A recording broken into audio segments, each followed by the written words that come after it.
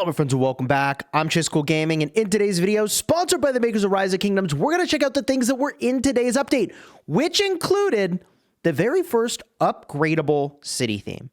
Now, I personally think this will be the first of many. I think when the devs put something like this in game, this is just a starting point for seeing if this will be something that's cool or not. I think obviously this would be cool, right? Right? So what does it do?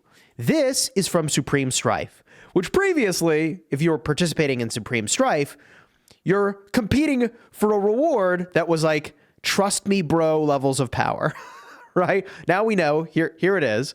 So is it good? Well, we can see what the other tiers look like, but it's not telling us in the tip section what we're getting.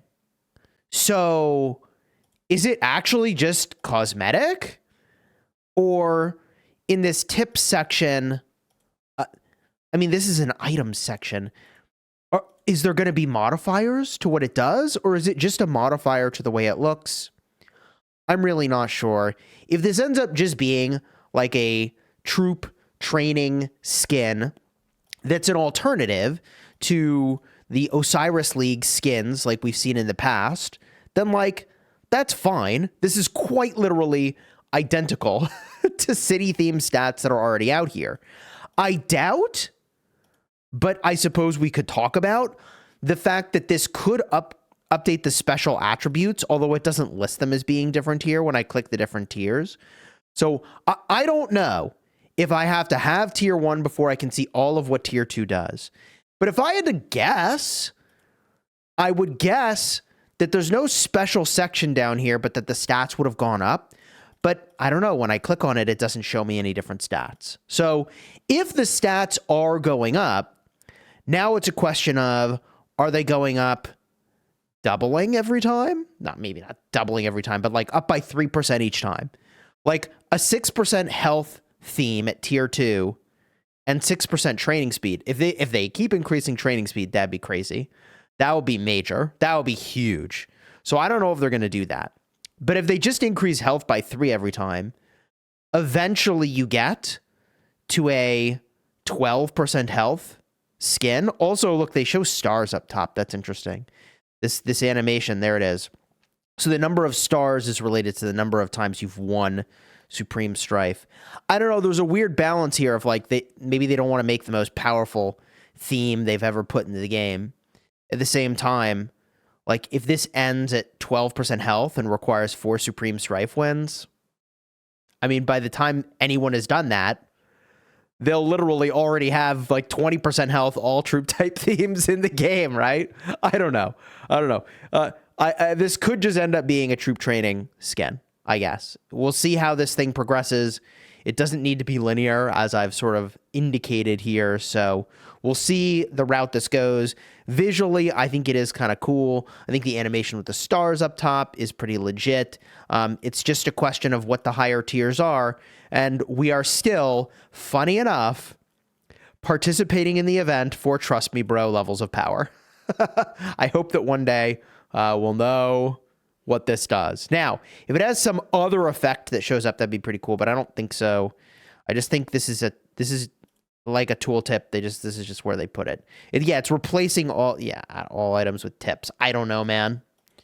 We'll see. They could make the higher tier really good. What would I like it to be? I'd like it to be competitive with the actual other best themes that are in the game. Given that this would be the, I think, hardest to obtain at that point to get 4 wins. Holy. I suppose they could also add more tiers. They could go past 4 tiers whenever they feel like it. So there's room to grow, right? In other critically important news, if you make your way over to the settings and you go to combat settings, the Attack March beta is now available. This is a big, big, big deal. Attack March should now be a part of everybody's style of play, in my opinion.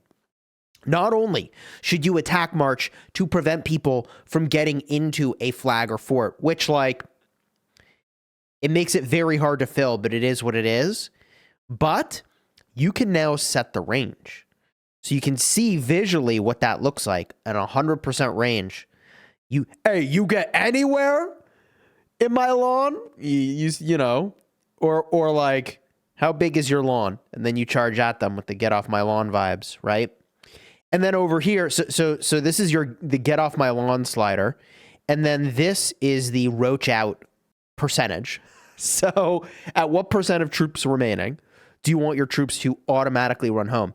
And I'm going to be honest with you, like, you probably end up saving a lot of sev wounds. Like, the majority of your sev wounds happen in the lowest percentage of your troops remaining.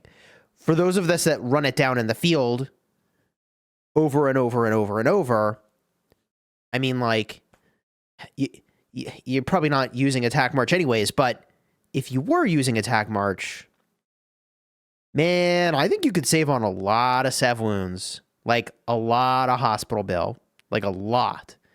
So I think there could be some real value to setting your roach out percentage at a modest number, so that, like, there are times when you get low and you just get racked and you're getting focused and it is what it is. But there are times where you definitely could reasonably get away. What are you going to set your stats to? Leave a comment down below. Which brings us to the changes to the way that this is displayed here, I think. I don't know what this looked like before, but my folks in my Chisgule chat were telling me that the units killed number is maybe a different thing. I mean, certainly the display there is going to change the font size or whatever. I don't know if this was honor before, or merits, or I guess not honor. KP? Oh my god. I can't keep it straight anymore, chat. When is it going to be Acclaim? Anyways, this maybe changed, maybe didn't. Which brings us to the new barb formation. New freaking formation, everybody. Now, I wasn't sure what I was expecting, but I was a little surprised when I got a peek at the formation. So this double line formation gives you a 10% march speed boost when you're headed to barbarians. That's a huge W. I would, of course, take that.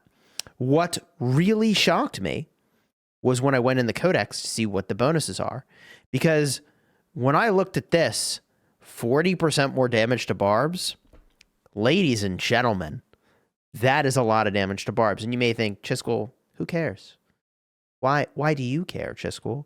Well, because if you're swarming a pass, the pass is a barb, and entering into a zone first is an advantage that's beyond, that is so real.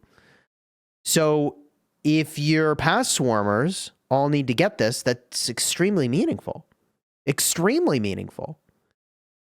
But I was surprised at what came next. So let's talk about that. Here's Overwhelm, 15% damage. And normally, what you would expect to get, some good barb damage in, I don't think we can get it on this formation, which is actually funny. Oh, there it is. You can get it. Payback. So 7.5% is what you'd expect. They only took it to 15% over here. I thought a blue inscription is supposed to be about double a regular inscription. I thought it was supposed to be more than that. Anyways, this is supposed to be 5 times a regular inscription, right? In terms of its effectiveness. Anyways, those are the percentages then. And there they are. But here's where I got surprised. Self-heal. Well, darn. That doesn't help me swarm a pass at all. So I guess this isn't designed for swarming passes, which is the endgame activity where barb stuff matters. Like, it doesn't just matter, it matters. Capital M. Self-heal. Whenever the wielder's troop defeats a barb, recover a portion of slightly wounded. A huge deal. I suppose, if you're barbing out in the wild for a long amount of time. But anyways, and then, brilliant. This also shocked me. 25% XP from defeating barbs. I suppose most of these blue style flag inscriptions feel not exciting for open field. And certainly for the activity of swarming a pass, this is not going to cut it. So I was really shocked that, wait a minute, like I wouldn't use these anyways. And so then you get over here, Mountain. This is big. 30% less damage from barbed troops. So at the end of the day, are you going to use this formation to swarm passes? I've gone back and forth in my mind about this, but I think it is the best, but I don't know how much better it will be than someone who has fully invested in like a really amazing all legendary inscription wedge set, who's like probably your person who's swarming the pass anyways. So I'm just not sure, because the flag ends up being not so exciting, and the instrument ends up being, the flag and the instrument end up being not so exciting. So if you went like full wedge on your pass swarm, you've got these boosts to damage. Now, wait, is this a boost? Wait, is this a boost? This deals 40% more damage. I don't even think this is a boost effect. The way the game illustrates this is maybe not so obvious, but like deals more damage is a different location in the formula for the multiplier. So boosts ends up being like a way bigger deal than just increasing damage dealt, the boost to skill damage dealt. So I'm honestly not so sure how important this formation is or is not for swarming a pass, given that you really care about damage dealt more than you care about damage mitigation. And you can get a lot of boost to skill damage dealt off of this, and you probably already have this, or you worked on this, or you would work on this. And even what confuses me here is like, who's going for this? Like, who in the game will ever make this a priority? I genuinely don't know who will ever make these inscriptions a priority ever. The XP from defeating barbs, like in an abstract sense, I get it, but like, I think this formation could have locked in. What I would have liked to have seen is this formation lock in a little more on the job to be done, which in the end game, the barbarian job to be done is not really smashing the barbs around the map, because like you don't need special stuff to go do that and be successful. It's the pass swarm. That's where the barb stuff matters in the end game. So I don't know. It's definitely could be better, but I'm not going to be the guy. I am not going to be the guy to try to do this. I'll tell you what. I don't have enough of these. I don't have enough of these. And you know what? Maybe the people who always autark their KVKs, good for them. I got real empathy for those folks. The rest of us can go sit in the corner and pout. Anyways, you enjoyed the vid, throw a like on here, subscribe. All joking aside, I think it's an interesting update. I think we've obviously had bigger updates in the form of, I don't know, commander swapping when that happened. But I think they are fine changes. And Attack March, actually, you know what? I take it back. Attack March might single-handedly be bigger than all of it. That might unironically have the biggest impact of literally anything that happens this year. Right? So let's see how that is. I'm hyped for it. Our pass opens in just a couple days. I believe it's Thursday, probably Thursday morning, East Coast USA time, that we're going to battle against 49. So you're not going to want to miss that. Subscribe to the channel if you haven't already. And if you want to see Supreme Strife, where we're battling for the city theme, which now we know what it looks like, and now we know the base level of stats, but we're still fighting for Trust Me Bro levels of power.